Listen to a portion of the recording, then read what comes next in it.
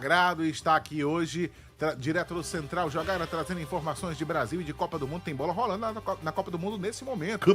Cristiano Ronaldo marcou, ele traz o resumo do dia de Copa. Alô, João Bandeira, chama o homem aí, Glauber. João Bandeira.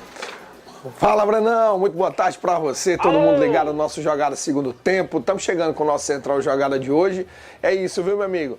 Copa do Mundo não está mais parando e agora os grupos estão começando a se definir, né? Agora a gente começa a tentar visualizar esse mata-mata dos 16 avos.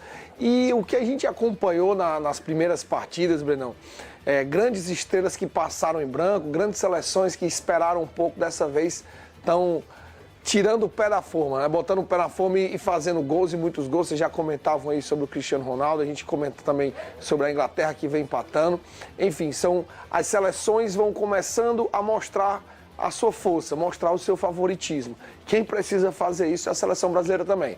Amanhã o Brasil joga contra a Escócia às 19 horas, jogo importante, não tem nada resolvido ainda nesse grupo do Brasil.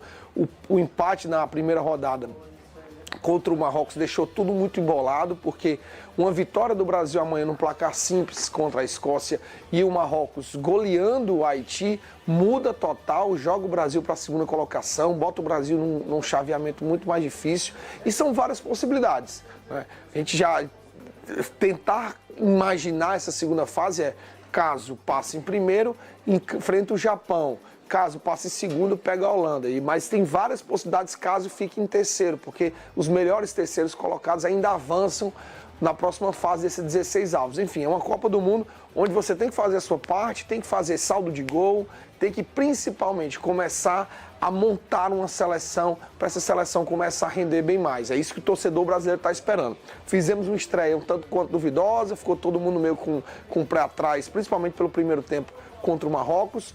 No segundo jogo contra o Haiti, o primeiro tempo bom, conseguiu expressar um pouco, mas o segundo tempo deixou a desejar. Ou seja, é um Brasil que ainda busca o time ideal, busca a formação ideal. E essa formação ideal ainda não é o que o Ancelotti quer, justamente porque o Rafinha está fora, é o principal desfalque, né? Desfalque.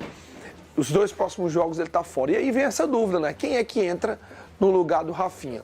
Luiz Henrique e o Ryan são os principais favoritos para assumirem essa posição. O Endrick corre muito por fora, né? Principalmente por ser um jogador mais centralizado. O Ancelotti quer um jogo mais de ponta.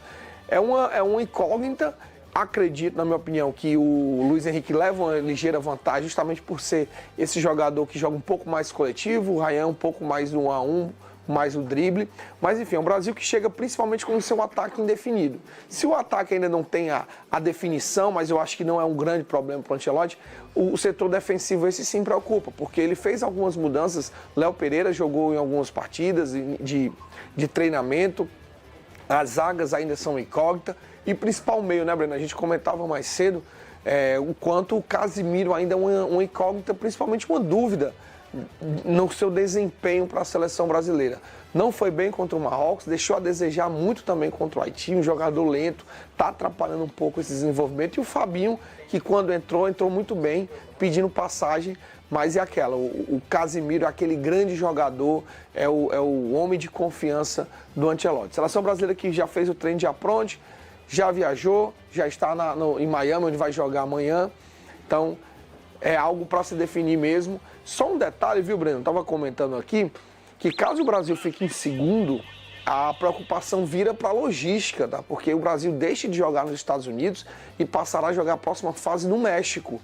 Então, hoje, se o campo de treinamento é em Nova Jersey, né, na região metropolitana ali de Nova York, o Brasil teria que se deslocar para o México. Então, até nessa questão, é ruim para o Brasil caso fique em segundo seu grupo, porque todo o planejamento de treinamentos que a comissão técnica do Ancelotti tinha montado pode complicar. Para isso, o Brasil precisa vencer a Escócia, fazer saldo se possível e sempre ficar ali de olho nesse jogo do Marrocos e Haiti. Esse jogo também é importante, né, Brenão?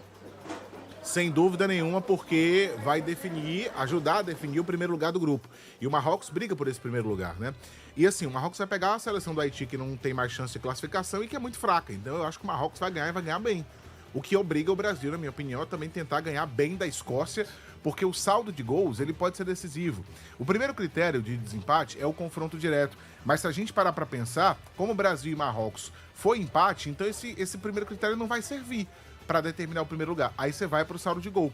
O Brasil hoje, dentro da classificação, quando a gente olha a classificação da Copa do Mundo, o Brasil hoje tem um saldo melhor que o Marrocos, né? Tanto é que ele é o líder da sua chave. O Brasil, ele tem hoje, no grupo C, 3 gols de saldo contra 1 do Marrocos. Então não é tanta diferença assim. São 2 gols de diferença de saldo. Por isso que tem que vencer bem a Escócia. E a Escócia, Bandeira, tem se mostrado uma seleção com uma solidez defensiva muito grande. Perdeu um jogo por 1-0, ganhou um jogo por 1-0. É uma seleção que fica um pouco mais fechada atrás. Contra o Marrocos foi até curioso, porque eles estavam perdendo por 1-0 e eles ficaram fechados lá atrás. O técnico deles foi até questionado, o Steve Clark. Eles perguntaram para ele, você estava perdendo, você ficou lá atrás. Ele falou, eu não podia tomar outro gol. Eu tinha que segurar o ímpeto ali do Marrocos, que estava já na frente, eu não podia tomar um gol rápido. E depois eu tentei sair pro jogo. Aí no segundo tempo ele coloca um jogador de 20 anos de idade, o Gonandok, e aí esse cara passa a ser a válvula de escape. É Ben Gonandok. Ele passa a ser a válvula de escape, tem 20 anos de idade, WE. Passa a ser a válvula de escape e a Escócia começa a sair pro jogo, só que pecou muito na finalização. Mas em resumo, o Haiti é um adversário mais frágil. O Marrocos vai enfrentar esse adversário, deve ganhar e ganhar bem. O Brasil tem que se obrigar a vencer bem também para não perder a primeira colocação. E o Bandeira estava falando, né? Se ficar em primeiro e segundo, você já tem uma previsão aí de quem você vai enfrentar. Alguém do grupo F, Japão, Holanda, Suécia. Já não é fácil. O problema, Bandeira, é que se essa Escócia aprontar para cima do Brasil e ele ficar em terceiro, é muito difícil, mas pode acontecer, os adversários possíveis são ainda mais complicados, né? Alemanha ou França? Né? Alemanha, França, pode pegar também Noruega. Só seleção que tá num nível muito alto. Que a gente espera enfrentar, mas não nessa fase, logo no início de Copa do Mundo, né? Pensou um dos gigantes já se enfrentar logo nessa 16 avos. E tem um outro detalhe, viu, Breno, que eu chamo a atenção, você destacou muito bem essa postura da Escócia, por exemplo, estava perdendo, mas mesmo assim não saiu pro jogo. O Haiti, ao contrário, levou o primeiro, o segundo gol, se lançou ao ataque, ficou muito mais fácil. Porque o que a Escócia também está pensando? Justamente nessa terceira vaga.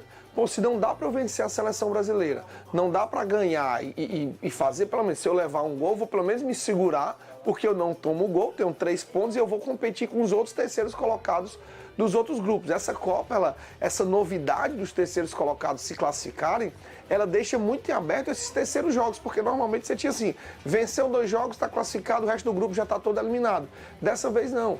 A Escócia, mesmo sendo derrotada pelo Brasil, ela tem chance, porque como ela venceu o Haiti, fez 1-0, organizou, tem 3 pontos, vai competir com outros times. Por exemplo, do próprio Uruguai. Né? O Uruguai, ele tem 2 empates e saldo 0. Então tá muito delicada a situação do Uruguai, que está em outro grupo. Então assim, não imaginem que a Escócia, mesmo perdendo, ela vá se lançar ao ataque e o Brasil faça 2, 3 gols. Então é um jogo de muita estratégia. O Ancelotti ele tem que ter muito em mente o que é que ele quer da seleção. Primeiro que furar esse bloqueio defensivo da Escócia. Claro, são 5 jogadores, uma linha muito bem montada e os caras não querem conversa com levar gols. Então, primeiro é furar essa montagem da linha e depois jogar com muita inteligência e sempre, repito, ficar de olho nesse jogo de Camarões e Haiti, porque lá também pode decidir o futuro do Brasil na Copa. Eu não sei porque que você tá chamando o Marrocos de Camarões desde o dia. Rapaz, eu disse de novo, foi? Meu Deus do céu. Eu acho que você tá com vontade de comer camarãozinho. Ele tá se lembrando de um alho e óleo. Você tá se lembrando de um alho e óleozinho, camarão. Será que dá, hein? Desde de manhã que ele chama. Então, torcedor, às vezes que eu citei Camarões, por favor, é Marrocos, me perdoe. Você eu acho que é o horário mesmo, viu? Um camarãozinho no alho e óleo. Marrocos, ex-Camarões. Pronto. Pronto. Tá legal. Desse preço. Valeu, mas é isso mesmo, Bandeira. O negócio é muito confuso. Tem hora que eu perco totalmente, sabe? Rapaz, a noção demais, das coisas. É jogo fica demais. É jogo demais e é todo mundo. Onde você anda assim, o que é que você acha do grupo tal? Gente que aposta. Eu digo, doutor, você tá perguntando a pessoa errada. Grupo era, não? Eu não sei, é grupo escolar, eu falo alguma coisa. Mas grupo de. Rapaz, é seleção demais, Davi. E a FIFA tá querendo aumentar mais, viu? Pra próxima Copa. Tá bom. Não, onde tiver dinheiro, ela vai. Onde tiver dinheiro, ela tá querendo aí. Ela é insaciável. Esse pessoal gosta do Viu Metal, que aliás só é Viu quando falta. Né? Ele gosta do Viu Metal, que é um negócio impressionante. Mas olha, eu não sei se você falou, foi o que o Bandeira falou, essa questão dos ponteiros, né? Se não for Rafinha, tem que ser o Luiz Henrique, né? Ou o Ryan, né? O Ryan Luiz Henrique ou ou Luiz Ryan? Henrique. Interessante como as coisas mudaram. Eu fiz até um Reels Eu gosto, enquanto, né? Essas palavras. Eu fiz um riso do seguinte. Eu vi o jogo Holanda contra a Inglaterra e eu gostei de ver, na lapada que a Holanda deu, a sua forma de jogar. Aquele Burberry, né? Centroavante do time da Holanda. Porque antigamente... Burberry. Quando eu era menino, quando eu era criança, lá em Barbacena, como diz aquele jovem personagem, das manhãs. Então eu aprendi futebol do tempo dos extremas, sabe? Os extremas. Os extremas que trabalhavam para os homens de meio e não o contrário.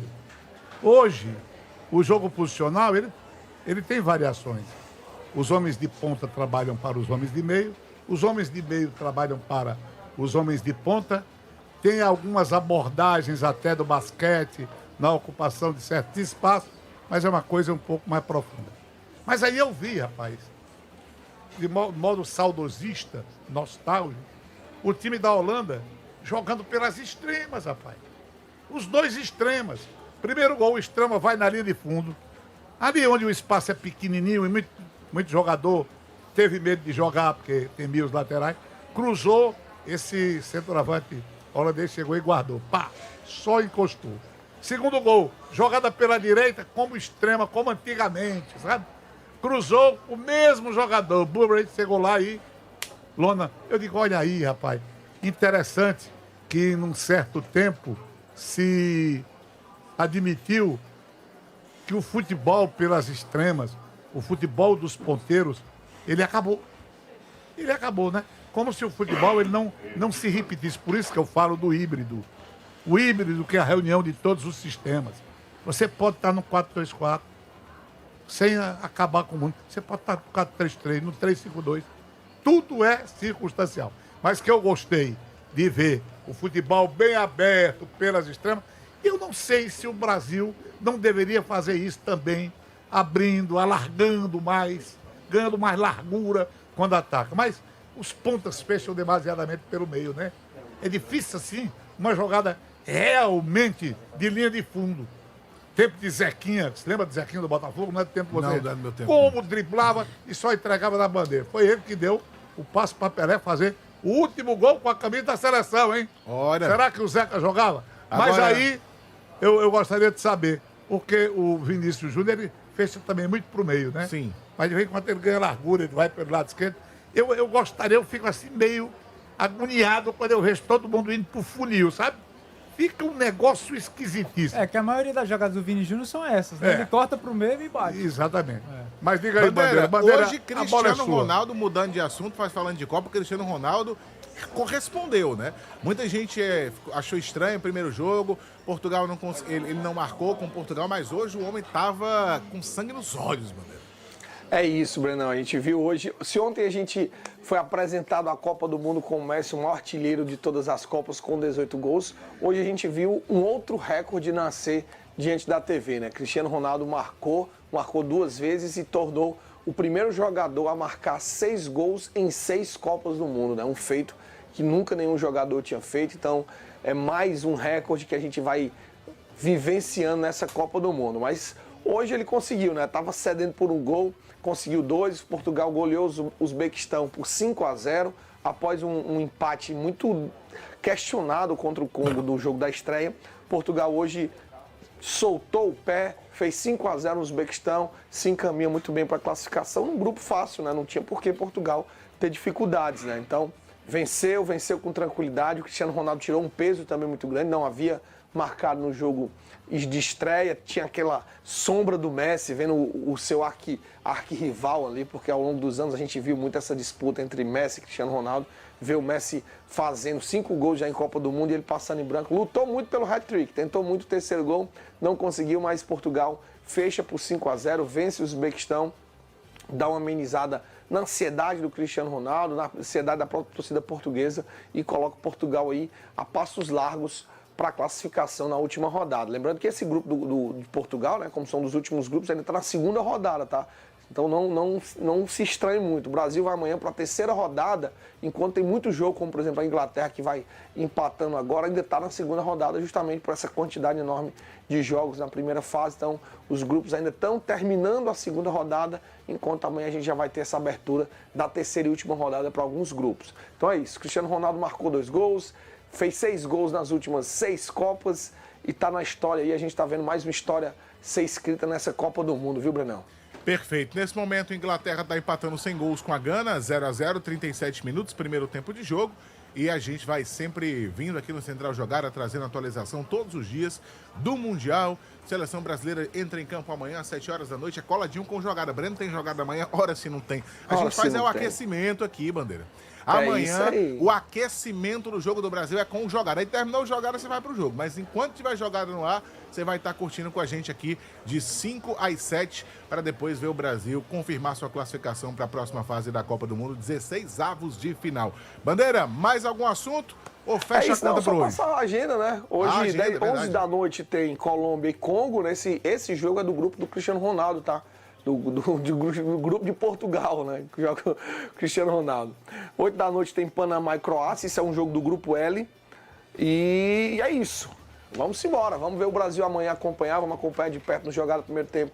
A gente traz os bastidores, como é que tá esse clima lá em Miami para esse jogo do Brasil. O jogo decisivo, é bom o Brasil ficar de olho. Não dá para desperdiçar, não dá para imaginar outro lugar que não a primeira colocação no grupo, viu, Breno? Perfeito. Valeu, Bandeira. Grande abraço pra você. Bandeira sempre comandando aqui o nosso Central Jogada, te atualizando no Mundial. O que é, Glaucio? Ei, foi chave. Olha, vamos estar disputando aqui, viu, Bandeira? Tchau. Tchau, até mais, Bandeira.